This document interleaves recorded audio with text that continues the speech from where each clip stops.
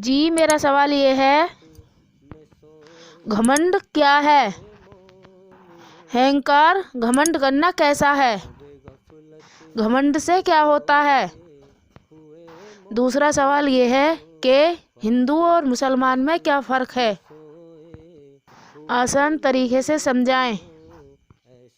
घमंड अहंकार सिर्फ उस हस्ती को अच्छा लगता है और उस पर सजता है जिसकी न शुरुआत है और न अंत है।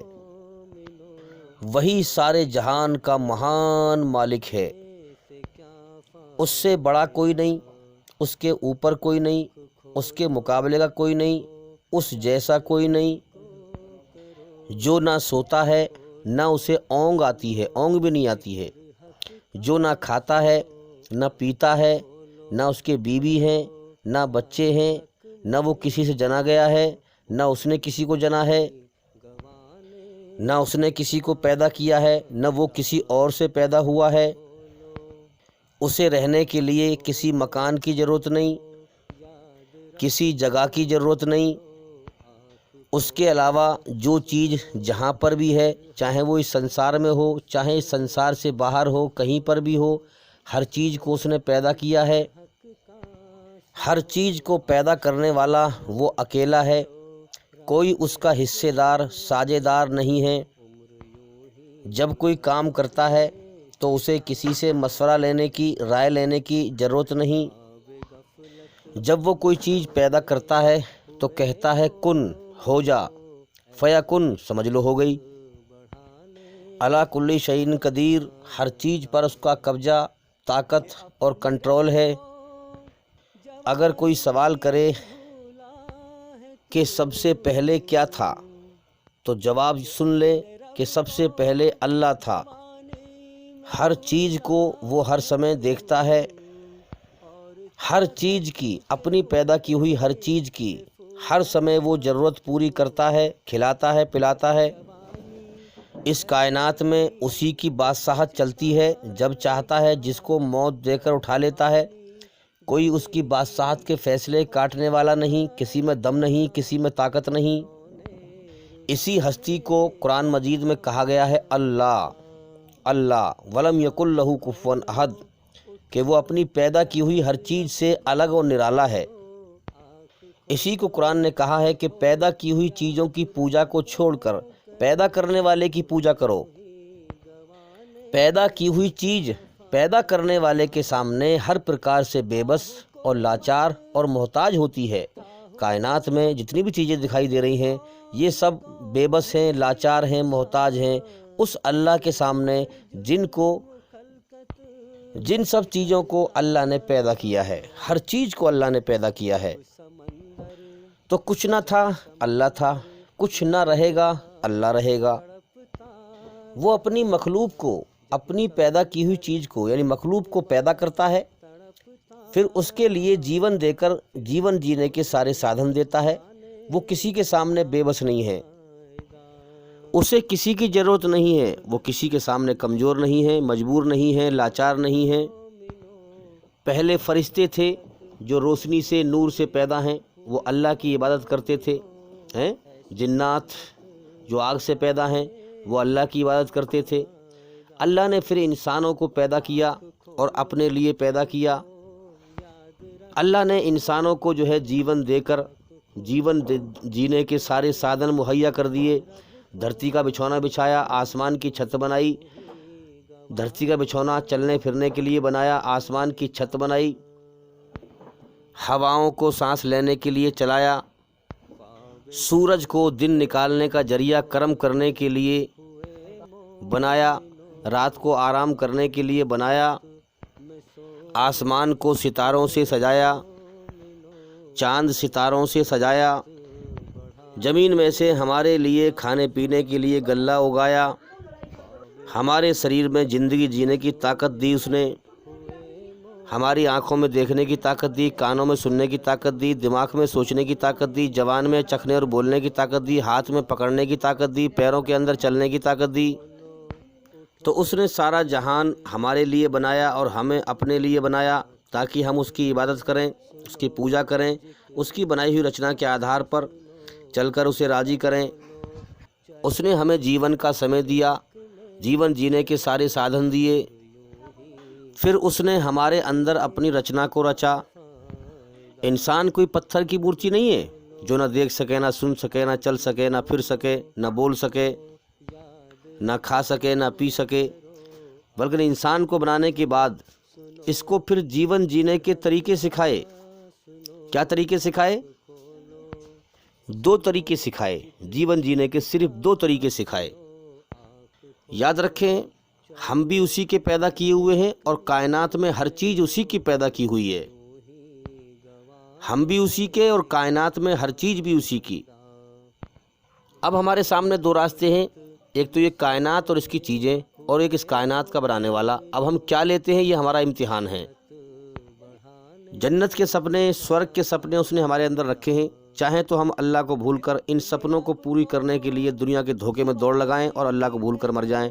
एक रास्ता ये है हमारे सामने, बुराई पर चलकर, झूठ पर चलकर, जुल्म जायज़ी करके मर जाएं।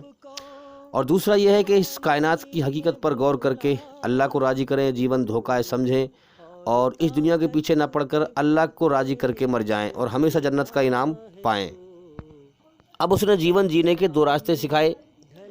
अच्छाई उसकी है, इसीलिए उसने अपनी अच्छाई में हमारे अंदर सुकून रखा है। शैतान की बुराई से नफ़रत रखी है, बेचैनी रखी है, जन्नत के शौक़ रखे हैं, स्वर्ग के सपने रखे हैं, जहन्नुम के खौफ रखे हैं, शर्म का मादा, हया का मादा, अकड़ने का मादा, झुकने का मादा, नरमी का मादा, गर्मी का मादा, घमंड का मादा, झुकने का मादा। अब आइए मैं आपके सवाल के जवाब की तरफ चल रहा हूँ। आपको जवाब मिलेगा जो आपने सवाल किया था कि घमंड करना कैसा है और घमंड से क्या होता है। इंसान की रचना बनाई, जीवन जीने के तरीके सिखाए, इसको ये अंदर से समझाया कि सच बोलना अच्छा काम है और झूठ बोलना गलत काम है। अब इसकी शुरुआत गंदे पानी के कतरे से की। अल्लाह ने पैदा ही इसको गंदे पानी के कतरे से इसलिए किया ताकि इंसान अपनी औकात को पहचाने। गंदगी से पैदा हुआ है, अल्लाह ने इसको गंदगी ही से पैदा किया है, तो लिहाजा बुराई की गंदगी से बचना भी इसका मुश्किल है। बुराई की गंदगी से बचना भी इसका मुश्किल है क्योंकि ये गंदगी से पैदा हुआ है। इसके पास एक ही इलाज है कि अपने बनाने वाले मालिक के हुक्मों को जितना भी हो सके, जितनी भी ताकत उसने सकत दी है, उनको पूरा करने की कोशिश करे और अल्लाह से माफ़ी मांगता रहे क्योंकि ये गंदगी से पैदा है। बुराई की गंदगी से बचना मुश्किल है, इसलिए इसके पास इलाज यही है, तरीका यही है कि ये अपने मालिक से हर वक्त माफ़ी मांगता रहे। अब माफ़ी मांगने के लिए डरना ज़रूरी है, झुकना ज़रूरी है, अल्लाह के सामने बिछना ज़रूरी है, अपने अहंकार को मिटाना ज़रूरी है, घमंड को मिटाना ज़रूरी है, अपने घमंड को खाक में मिलाना ज़रूरी है। तभी अल्लाह ताला माफ़ी को, तौबा को कबूल करेगा, मानेगा। अब इसको अल्लाह ताला ने गंदगी से पैदा किया और माँ के पेट में जब इसका आकार बनाया, जब वहाँ हाथ पैर बन गए तो वहाँ भी जो है गंदा खून खा खा के माँ के पेट में जीता रहा। दुनिया में आया है तो अपने पेट में लैट्रिन पेशाब लिए घूम रहा है, नाक में रहट, मुंह में थूक लिए घूम रहा है और 24 घंटे में 1-2 बार, 2-3 बार अपनी लैट्रिन पर खुद बैठता है, गंदगी पर बैठता है। और सबसे बढ़िया खाना इसका है शहद। शहद क्या है? मुहाल के मक्खी के कीड़े की गंदगी। और सबसे बढ़िया कपड़े कौन से हैं? रेशम। रेशम क्या है? वो भी कीड़े की गंदगी, फुजला। और जब मरेगा तो मिट्टी में मिल जाएगा। ये सारा सिस्टम अल्लाह ने बनाया कि मैंने इसको गंदगी से पैदा किया है और गंदगी यानी मिट्टी में मिल जाएगा तो ये अपनी हैसियत को पहचाने और मेरी शान को पहचाने कि किसने मुझे गंदगी से पैदा किया और कौन मुझे खाक में, मिट्टी में मिलाने वाला है। जैसे कि मेरे सामने और लोग मिल रहे हैं। अल्लाह की तरफ गौर करे, उसकी बादशाहत की तरफ गौर करे, उसकी शान को पहचाने, उसकी बढ़ाई को जाने, मेरी दी हुई अकल का सही इस्तेमाल करे और सही दिशा में देखे और अपनी हकीकत पर गौर करे कि मैं गंदगी से पैदा हूँ और कुछ समय के बाद मिट्टी में मिल जाऊँगा, जैसे कि और लोग मिल रहे हैं मेरे सामने। मौत एक दूसरे के लिए सबक है, तो इंसान मेरी दी हुई अकल का सही इस्तेमाल करे, इस कायनात में मेरी खामोश कुदरत को पहचान कर मेरी तरफ ध्यान लगाए, मेरी खोज करे, मेरी पहचान करे, मेरे हुक्मों को पहचाने और मेरे सामने अपने आप को खाक में मिलाए, मेरी तारीफ़ पर राज़ी हो जाए, अपने अहंकार को मिटा दे और मौत से पहले पहले जो जीवन का समय दिया गया है उसमें मुझे राज़ी करे और मेरी पनाह में आ जाए, मेरी शरण में आ जाए, मुझे राज़ी करे, तब ये जन्नत के इनाम का हकदार होगा।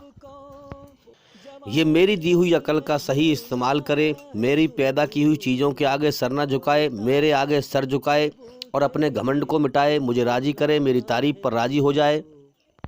इसीलिए कुरान मजीद में सबसे पहले क्या कहा? अल्हम्दुलिल्लाहि रब्बिल आलमीन।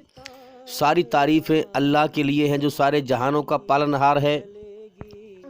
तो इंसान की रचना बनाई, इंसान की रचना में इंसान को ये बात सिखाई कि बुराई चाहे एक कण के बराबर भी क्यों ना हो, उसको नापसंद कर, उससे बच, उस पे ना चल।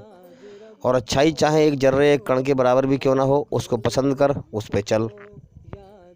और इसी रचना के आधार पर आसमान पर से अपने पैगाम, अपनी खबर भेजता है पैगंबर के ज़रिए से, अवतार के ज़रिए से। और आखिरी पैगंबर मोहम्मद सल्लल्लाहु अलैहि वसल्लम हैं और आखिरी किताब, आसमानी किताब उसकी कुरान मजीद है, जो क़यामत तक रहेगी, जब तक दुनिया रहेगी। दुनिया रहेगी जब तक इंसान दुनिया में आते रहेंगे। अब जो इंसान चाहे कि मैं कौन हूँ, मुझे किसने पैदा किया है, क्यों पैदा किया है, और वो पैदा करने वाला मुझसे चाहता क्या है। अब अगर उसकी बनाई हुई रचना के आधार पर अल्लाह को राज़ी करना चाहे तो उसके लिए कुरान मजीद है। जब तक दुनिया रहेगी, क़यामत तक कुरान मजीद एक रास्ता है अल्लाह की तरफ जाने का, अल्लाह को राज़ी करने का। क्योंकि जब तक दुनिया रहेगी, जितने भी इंसानों को अल्लाह ताला पैदा कर करके दुनिया में भेजता रहेगा, उनके अंदर यही रचना आती रहेगी और शुरू से यही रचना आ रही है।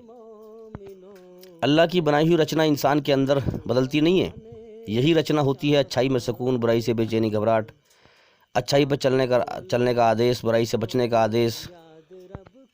जब बच्चा दुनिया में पैदा होकर आता है तो उसकी कोरी आत्मा, बिल्कुल पवित्र आत्मा आती है, पवित्र रूह आती है। इससे ये मालूम होता है कि दुनिया में आकर हर चीज़ वो सीखता है, कर्म करता है। तो दुनिया से पहले उसने कोई कर्म नहीं किए। अब अल्लाह ताला दुनिया में भेजता है इंसान को, फिर उसकी जब तक वो कमज़ोर हालत में होता है, बच्चे की हालत में होता है, उसकी परवरिश का जरिया बनाता है।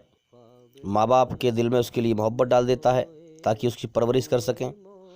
और ऐसी मोहब्बत डालता है कि माँ बाप जो है अपना निवाला अपनी औलाद को खिला देते हैं, उसकी परवरिश करते हैं, उसे पालते हैं, उसकी ब्याह शादी करते हैं। अब बच्चा दुनिया में जब आता है तो सब उससे ठीक ठाक बोलते हैं, सब प्यार से बोलते हैं, मोहब्बत करते हैं। तो दुनिया में उसका मन लगने लगता है, जबकि दुनिया में नया नया आया हुआ होता है। छोटे से बच्चे को ये भी पता नहीं होता कि मैं लड़का हूँ या लड़की हूँ, या मेरा काला रंग है, गोरा रंग है, रंग किसे कहते हैं, नाक नक्शा क्या है। भाई धरती पर चलने के लिए और जीवन जीने के लिए भी, तो इस दुनिया में मन लगने के लिए भी जीवन जीने की इच्छा चाहिए ना, चाहिए इंसान के अंदर। तब जीवन जीने की इच्छा ही ना होगी तो इंसान कैसे जिएगा। अब अल्लाह ताला ने जन्नत की इच्छाएं रखी है इंसान के अंदर कि हमेशा ज़िंदा रहूं, मौत ना आए, हमेशा की जवानी हो, बुढ़ापा ना आए, हमेशा की सेहत हो, तंदुरुस्ती हो, बीमारी ना खाए, हमेशा की सुख हो, दुख ना आए। तो जन्नत की जो दुनिया है, उस जन्नत में इंसान जवानी की हालत में दाखिल होगा, 30 साल की उम्र होगी। तो यहाँ भी जब इंसान जवानी की दहलीज पर कदम रखता है तो उसके अंदर जन्नत के सपने उभरना शुरू हो जाते हैं और दुनिया की मोह माया में वो भागना शुरू कर देता है, माल दौलत बटोरने में भागना शुरू कर देता है, ज़िंदगी को अच्छी से अच्छी बनाने के लिए दौड़ना शुरू कर देता है, सच्चाई को भुला करके, मौत को नज़रअंदाज करके, दूसरों की मौत पर सबक हासिल नहीं करता, उसको नज़रअंदाज करता है। अपना भी जानता है कि मेरी जान अल्लाह के कब्ज़े में है, मालिक को भूलकर और मौत को नज़रअंदाज करके दुनिया की दौड़ लगाना शुरू करता है। अल्लाह ताला इसको जवानी की ताकत देता है, तंदुरुस्ती देता है और इसका इम्तिहान लेता है। अब हम देखें कि इसकी जवानी की ताकत में इस पर अहंकार का नशा ऐसा चढ़ता है कि ये समझता है कि मेरे मुकाबले का कोई नहीं, मैं सबसे बड़ा ताकतवर हूँ, बलशाली हूँ, मुझसे बड़ा अक्लमंद कोई नहीं, मुझसे बड़ा समझदार कोई नहीं। सब मुझसे डरते हैं, सब मेरे सामने झुकें हैं, सब मुझसे डरें। यानी कि यूँ मानो कि इसके अंदर एक खुदाई का सा मादा जागता है जो कि शैतानियत है। तो अहंकार से शैतान इंसान को बहकाता है, भटकाता है। अहंकार, घमंड इंसान को भ्रमित करता है। इंसान को ये भ्रम हो जाता है कि वो सबसे ज़्यादा बलशाली है, सबसे ज़्यादा ताकत रखने वाला है, शक्तिशाली है। ये वहम इंसान को हो जाता है। तो इंसान को ये भ्रम हो जाता है कि वो सबसे ज़्यादा बलशाली है, सामर्थ्यशाली है। वो जो कुछ भी करता है वो ठीक है, वो जो कुछ भी करता है वही सच है, वो जो कुछ सोचता है वही उचित है, सही है। अहंकार की वजह से ही इंसान अपने आप को बुद्धिमान समझता है, अक्लमंद समझता है और गलत फैसले लेने में ही वो अपनी बुद्धिमानी, अक्लमंदी समझता है। तो याद रखना मेरे भाइयों, ये धोखा है। अहंकार से इंसान का कल्याण, उसका उद्धार कभी नहीं होता है। तो याद रखें मेरे भाइयों, जो भी कोई अहंकार का त्याग करके अल्लाह के सामने अपने अहंकार को खाक में मिला करके, अहंकार का त्याग करके अपने बनाने वाले मालिक अल्लाह के सामने समर्पित हो जाता है, अपने आप को झुका देता है, अपने आप को सौंप देता है अल्लाह के सामने, उसका उद्धार हो जाता है। हाँ, वो कामयाब हो जाता है। इसी को इस्लाम कहते हैं। तो अल्लाह ताला इंसान को जवानी की ताकत देकर, सेहत देकर फिर टेस्ट लेता है, फिर अपनी खबर भेजता है कि कौन उससे डरता है और कौन नहीं डरता है, कौन उससे डरकर उसके सामने झुक जाता है और उसकी बनाई हुई रचना के आधार पर अच्छाई पर चलता है, बुराई से बचता है, उसे राज़ी करता है, और कौन अपने अहंकार में अल्लाह का इनकार कर देता है, घमंड में। जीवन का समय सबका पूरा हो रहा है। अब जो जैसे कर्म करके जाएगा, मरने के बाद वैसा ही बदला पाएगा। तो मेरे भाइयों याद रखें, इंसान अपने घमंड में, अपने अहंकार में ही अल्लाह की सच्चाई का इनकार करता है, जबकि अल्लाह ताला ने कुरान मजीद में सबसे पहला हुक्म सारे इंसानों को पढ़ने का दिया। जब आप कुरान मजीद पढ़ेंगे सूरा अल अलक, सूरा नंबर 96, आयत नंबर 1 से पढ़ेंगे, तो इसमें कहा गया है, पढ़ो ए नबी, यानी नबी से कहा जा रहा है और सारे इंसानों से कहा जा रहा है, पढ़ो ए नबी अपने रब के नाम से, अपने पालनहार के नाम से जो पालने वाला है। पढ़ो ए नबी अपने रब के नाम से, नाम के साथ जिसने पैदा किया इंसान को जमे हुए खून के एक लोथड़े से, इंसान की रचना की, हाँ बनाया। पढ़ो और तुम्हारा रब बड़ा उदार है, बड़ा उदार है, बड़ा कृपालु, बड़ा दयावान है, जिसने कलम के द्वारा ज्ञान की शिक्षा दी, इंसान को जो है सिखाया, इंसान को वह ज्ञान दिया जिसे वह ना जानता था। इंसान अपने अहंकार में अपने मालिक को भूल जाता है कि मैं हर प्रकार से अपने मालिक के वश में हूँ, जो चाहेगा वो कर देगा। अब देखिए, इसी में कहा गया है आयत नंबर 6 में, हरगिज नहीं, इंसान सरकशी करता है, इंसान जो है सरकशी करता है, इसी कारण कि वह अपने आप को स्वच्छ देखता है। हालांकि हर प्रकार से इंसान अल्लाह के वश में है, अल्लाहु समद, सारा जहान उसके सामने बेबस है, जो चाहे अल्लाह ताला करके दिखा दे।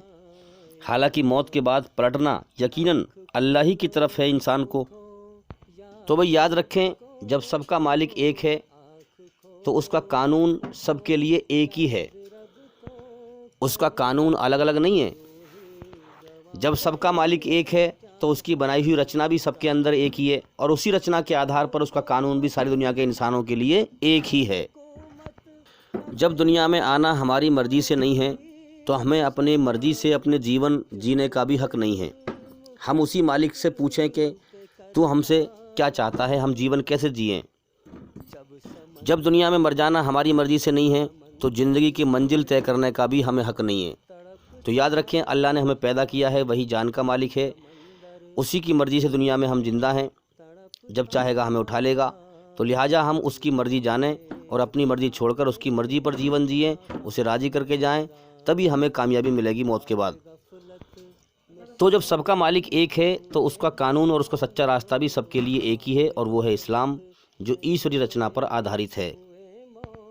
इस्लाम वो धर्म है जिसको जीवन में धारण करके अमन शांति हासिल की जा सकती है दुनिया के अंदर, और मौत के बाद कामयाबी हासिल की जा सकती है।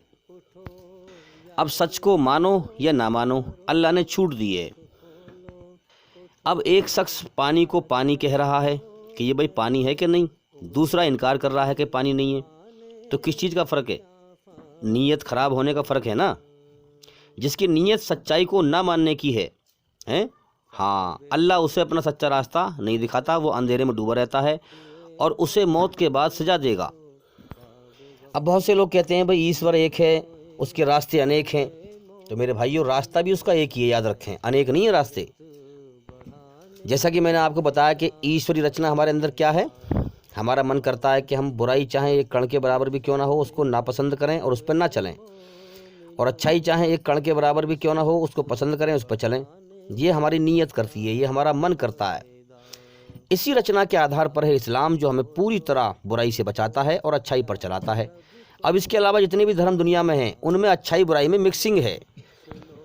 अब मैं आपसे कहूँ कि भाई 50 स्कूल हैं, 50 में से 49 स्कूलों में अच्छाई बुराई मिक्सिंग करके सिखाई जाती है, और एक स्कूल में बिल्कुल पेवर शुद्ध सच्चाई और अच्छाई सिखाई जाती है, बुराई से बचाया जाता है। तो मैं आपसे पूछूं, सवाल करता हूं मैं, आप कौन से स्कूल में दाखिला लेंगे? अगर आप अच्छे इंसान हैं, सच्चे इंसान हैं, अच्छाई को पसंद करते हैं, तो आप उसी स्कूल में दाखिला लेंगे जो पूरे तौर पर बुराई से बचा रहा है और अच्छाई पर चला रहा है। तो इसी तरह से इस्लाम एक वो स्कूल है जो पूरी तरह से इंसान को बुराई से बचाता है और अच्छाई पर चलाता है। इस्लाम किसी इंसान का बनाया हुआ धार्मिक कानून नहीं है, बल्कि संसार के सच्चे मालिक का आसमान से आया हुआ कानून है।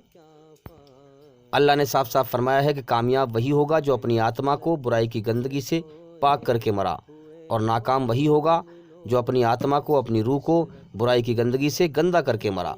तो मेरे भाइयों, अब वही हमारी आत्मा को बुराई की गंदगी से बचा सकता है, वो धर्म जो हमें पूरी तरह बुराई से बचाता हो और अच्छाई पर चलाता हो।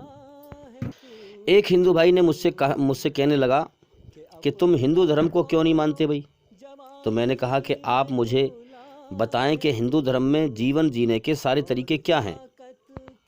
जैसे इस्लाम के अंदर हैं, जो भी कुरान मजीद में संसार के मालिक ने फरमाया वही मोहम्मद सल्लल्लाहु अलैहि वसल्लम ने इस दुनिया में करके दिखाया। जैसे इस्लाम धर्म के अंदर है खाना कैसे खाना है, पानी कैसे पीना है, पेशाब कैसे करना है, बीवी पत्नी के साथ कैसा बर्तावा करना है, बच्चों के साथ कैसा बर्तावा करना है, पड़ोसी के साथ कैसा बर्तावा करना है। ये एक अच्छे तरीके बताए गए हैं, जीवन जीने का हर तरीका बताया गया है। अब वो चुप हो गए क्योंकि हिंदू धर्म में ये तरीके हैं ही नहीं। सिर्फ इस्लाम धर्म के अंदर ही जीवन जीने का हर तरीका है जो जीवन में धारण करके शांति हासिल करने के योग्य है। ये भी बहुत बड़ी दलील है इस्लाम धर्म के सच्चा होने के लिए, समझदार इंसान को समझने के लिए। तो याद रखें मेरे भाइयों, 3 चीज़ों के जरिए से इंसान अल्लाह से जुड़ता है और बुराई से बचता है। नंबर 1 मोहब्बत, नंबर 2 खौफ डर, नंबर 3 उम्मीद। इंसान की तकमील इन्हीं 3 चीज़ों से होती है। खौफ खुदा, अल्लाह का डर, ईश्वर का डर। खौफ खुदा गुनाह से बचाता है इंसान को। जब इंसान डरता है अल्लाह से तो वो गुनाह से बचता है। अकेले में जो इंसान अल्लाह से डरेगा वही सच्चा ईमानदार है और वही गुनाहों से बचने वाला है। उम्मीद इताअत पर आमादा करती है। उम्मीद अल्लाह से, रहमत की उम्मीद, उसकी कृपा और दया की उम्मीद इंसान को जो है इताअत पर, उसके हुक्म पर चलने पर आमादा करती है, अच्छाई पर चलने पर आमादा करती है। इंसान अच्छाई पर चलता है और मोहब्बत में महबूब की रज़ा को देखना पड़ता है, अल्लाह की रज़ा को देखना पड़ता है। इसलिए मेरे भाइयों, सारी तारीफ़ों का मालिक अल्लाह है। कुछ ना था अल्लाह था, कुछ ना रहेगा अल्लाह रहेगा। क़यामत के दिन हाँ, अल्लाह ताला सबको फना कर देगा। सृष्टि का अंत का मतलब है, कायनात के अंत का मतलब है अल्लाह का बचा रहना, उस अकेले का रहना, उसका उपस्थित होना। अल्लाह ताला उपस्थित होगा और सबका फैसला करेगा। मालिक यौमुद्दीन, बदले के दिन क़यामत का मालिक है, सबको बदला देगा। तो मेरे भाइयों, सारे इंसानों का मालिक एक है। उसी ने सबको गंदे पानी कतरे से पैदा किया है, और उसने सबसे पहले कलम को पैदा किया, फिर दवात को पैदा किया, फिर सारे इंसानों की अक्लों को पैदा किया, और फिर अकल से खिताब किया। सारी अकलों से कहा कि ए अकल, अगर दुनिया में तूने मेरी तरफ गौर किया और मेरी बनाई हुई रचना के आधार पर चला तो मैं तेरी अकल को सुधार दूंगा, ठीक कर दूंगा। और अगर तू मेरे खिलाफ चला, मेरी तरफ ध्यान न दिया, धरती पे फसाद फैलाया और मेरी रचना के खिलाफ चला, तो मैं तेरी अकल को ख़राब कर दूंगा। तो आज हम देखें कितने लोग हैं जिनकी जो बूढ़े हो गए और वो उल्टी बात करते हैं, उनकी अकल ख़राब है। पहले मैं हैरान होता कि भाई देखो कितनी उम्र है और वो उल्टी सीधी बात करता। मैं कि यार ये भी तो सही कह रहा होगा, लेकिन यहाँ तो सारा खेल अकल का है। बिगड़ी हुई अकल और सुधरी हुई अकल। सुधरी हुई अकल वही है जो अपने मालिक को पहचान ले, सही मालिक को जान ले और उसके हुक्मों को जान ले और अच्छाई पर चले और बुराई से बचे। और बिगड़ी हुई अकल वो है जो अपने मालिक की पहचान न करे और अल्लाह की बनाई हुई रचना के खिलाफ चले, बुराई पर चले, फसाद फैलाए, चाहे उसकी कितनी ही उम्र क्यों ना हो। उम्र ना देखें, यहाँ अकल का खेल है सारा। आज हम मुसलमानों ने अल्लाह के दीन को नहीं फैलाया, सच्चाई को नहीं फैलाया, सच्चाई पर नहीं चल रहे आज हम। इसलिए अल्लाह ताला ने हमारे ऊपर बिगड़ी हुई अकल के इंसानों को सवार कर दिया है, जो शैतान की बिगड़ी हुई अकल पर चलने वाले हैं। इसलिए मैं कहता हूं कि भाई हमारे चैनल के अंदर जाकर के सभी वीडियो देखें और सुनें, ज्ञान हासिल करें ताकि सही बात को समझें, अकल हमारी सही बात को समझे। जितना भी हो सके सच्चाई पर चलें, सच्चाई को फैलाएं। अब आइए मैं आपको एक वीडियो दिखाता हूं, वीडियो को पूरा देखें और सच और झूठ को समझें। जब जवानी ढलेगी। बाप से बड़ा मोदी है। जो बाप पैदा किया ना, एक सेकंड चुप रहो, बाप जो पैदा किया उससे बड़ा मोदी है। मेरे दादा बाप, मेरे दादा बाप। पता है ना आप सबको? अन्ना दूं है। अच्छा, कोई महिला नेता जो अच्छी लगती हो किसी भी पार्टी की? हाँ, अच्छी तो लगती है, बहुत सारी नेता है जो अच्छी लगती है। जैसे नरेंद्र मोदी। तो साला ये दुख का खत्म नहीं होता बे। जैसे नरेंद्र मोदी। अस्सलामुअलैकुम, hello guys, welcome to Billy Talks. यारो कैसे हो आप सब? दोस्तों, आज मैं आसाराम बाबू के नाजायज औलादों को रोस्ट करने वाला हूं, जिनके दिमाग में गू, गोबर और गॉड से भरा हुआ है। सही पकड़े हैं। इन सब गधे के बच्चों को गधे का बच्चा बोलना भी गधे के बच्चों की तौहीन है। तो अभी अपने सभी बातों को साइड में रख के अपन शुरू करते हैं अपना वीडियो। तो चलिए शुरू करते हैं। मोहम्मदन कम्युनिटी जो है वो बहुत ज्यादा तेजी से बढ़ रही है। क्या किया जाए अब इनका, कैसे इनको सुधारा जाए? इनको सुधारने का राइट यही है कि जब इनके ह्यूमन राइट्स कम होंगे और जो बाकी पॉपुलेशन है, इंडियंस है, मतलब इनके राइट छीन लिए जाएं। राइट्स इनके छीन लिए जाएं। This is the main important thing. क्या करूं, मैं मर जाऊं? मैं इस्लामिक विचारधारा के खिलाफ नहीं हूँ। तो you are not against Islam? Not at all. और कोई भी अगर कोई हिंदू इस्लाम के खिलाफ है तो वो हिंदू नहीं है, क्योंकि हिंदू ने ये सिखाया है सर्वधर्म बराबर है। वाह, क्या एक्टिंग कर रहा है। लोग कह रहे हैं बहुत महंगाई हो गई, इतनी महंगाई हो गई कि जनता त्राही त्राही कर रही। आपको क्या लगता है, हुई कि नहीं हुई? इसमें किसका दोष है? सवाल पूछ रहे हैं, आप बताइए। इसमें पब्लिक का ही दोष है। अबे साले, बिल्कुल सही कहा बे चोमू तूने। गलती तो पब्लिक की है जो इन्हें वोट दिया और जिताया। इस गलती के लिए तो अनभक्त अपने आप को 7 दिन लगातार खुद अपना चप्पल लेके अपने आप को मारेंगे, तब भी इस गलती का प्रायश्चित नहीं होगा। You are right bro. नहीं, सरकार की कोई गलती है कि नहीं? नहीं, सरकार क्या गलती है? छोड़ो भाई, तुमको क्या बोलना यार। अंधभक्तों में भी there are different types of अंधभक्त। कुछ अंधभक्त कहते हैं कि मोदी जी देवता हैं, तो कुछ कहते हैं कि भगवान है, और कुछ कहते हैं कि मैं मोदी जी के लिए छाती फाड़ दूंगा, तो कुछ कहते हैं कि मैं माथा फोड़ दूंगा। मोदी जी प्रधानमंत्री है, वो संविधान नहीं है। वो प्रधानमंत्री है, हम उनकी पूजा करते हैं, उन्हें भगवान की तरह पूछते हैं। वो हमारे भगवान है, वो हमारे सीने में प्रवेश करते हैं। समझो, हनुमान जी ने सीने फाड़ के दिखा देते भी। इतने तेजस्वी लोग हैं हमारे पास। वो भगवान है हमारे, हम उनकी पूजा करते हैं। आज नहीं, डेली ही पूजा करते हैं। वो स्वयं भगवान नारायण है। श्री अर्नब पत्रकार भगवान नारद है। ड्रग दो, मुझे ड्रग्स दो। श्री योगी जी हनुमान जी हैं। क्या करते हो? और अमित शाह जी वही भगवान शेषनाग हैं, भगवान लक्ष्मण हैं। जे पृथ्वी पे भगवान अवतारे हैं, जिनको जान गंवानी पड़ेगी। नारायण का अवतार है। ऐ समझो आप। इस प्रकार की बचकाना बातें किसी के गले नहीं उतरती, लोग मजाक उड़ाते हैं। हम मोदी भक्त हैं, हम मोदी भक्त हैं, छाती ठोक के है कहते हम मोदी भक्त हैं, छाती ठोक के है कहते हम मोदी भक्त हैं। तुमसे तो अच्छे जानवर हैं रे, तुमसे अच्छे कुत्ते हैं, कुत्ते कुत्ते, डॉग डॉग, खेल खेल। ममता दीदी कैसी लगती है?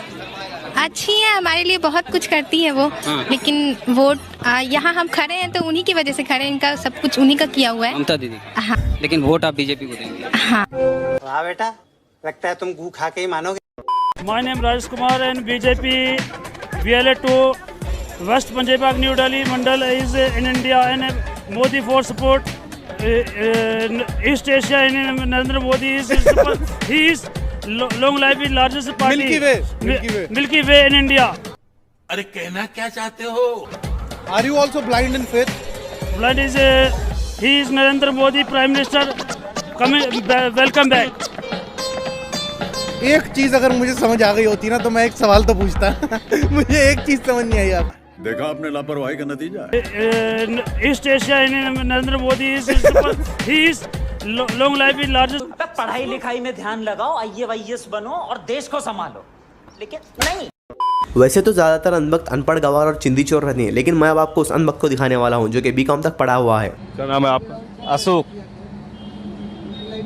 बहुत खुश हूँ, आपने हमारे देश को डूबने से बचा लिया। कैसे? अरे आज ये हमारी मोदी सरकार नहीं होती, चाइना हमारे देश को ले लिया होता। मुझे क्रेडिट नहीं चाहिए। आज ये हमारी मोदी सरकार नहीं होती, चाइना हमारे देश को ले लिया होता। साला कुछ भी बोल, अक्कल नाम की चीज नहीं तुम लोग को। बहरहाल आपको व्हाट्सएप से ज्ञान मिलता है कि नहीं? बहुत मिलता, मैं व्हाट्सएप पर बहुत सब देखता हूँ, यही सब देखता हूँ। आज आपका ज्ञान जितना कुछ भी जानकारी है उसमें सबसे ज्यादा ज्ञान कहाँ से पाते हैं? व्हाट्सएप से देखते हैं।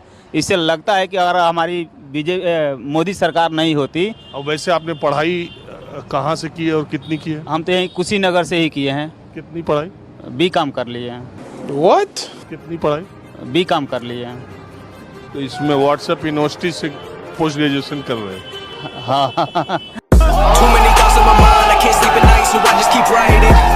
जानकारी तो बढ़ाना ही जरूरी है। अच्छा, आप ये महसूस करते हैं कि आपने अपनी पूरी जिंदगी में पढ़ाई में जो ज्ञान आपको नहीं मिला वो व्हाट्सएप से मिल रहा है। हाँ, जो हम कभी सपने में नहीं सोच सकते थे कि हमारी इतनी कम एजुकेशन में इतना जानकारी हो जाती, वो इस समय हम मोबाइल से कर लेते हैं, व्हाट्सएप के माध्यम से। आज ये हमारी मोदी सरकार नहीं होती, चाइना हमारे देश को ले लिया होता। बेवकूफ़ी का कोई इलाज ही नहीं। पेट्रोल डीजल के दाम अथाह बढ़ते जा रहे हैं, मतलब आपको गलत नहीं लगता ये? मतलब कितना भी टैक्स लगा लो, मतलब अच्छा कुछ भी हो जाए, अपनी कलेजा बेचनी पड़े, किडनी बेचनी पड़े, मोदी। क्या बोला तूने? कुछ भी हो जाए, अपनी कलेजा बेचनी पड़े, किडनी बेचनी पड़े, मोदी। अच्छा हाँ, मोदी के लिए कलेजा और किडनी भी बेच सकते हैं। कुछ अगर डीजल 500 रुपये हो जाता है तो वोट बीजेपी को ही। डीजल 1000 हो जाता है तो वो बीजेपी को ही है। गैस सिलेंडर 2000 रुपये का हो जाएगा तो वोट जब भी बीजेपी को ही मिलेगी। 5000 का हो जाएगा, बीजेपी को ही है। भाइयों बहनों, यह देश बदल रहा है, लेकिन कुछ लोगों का दिमाग नहीं बदल रहा है।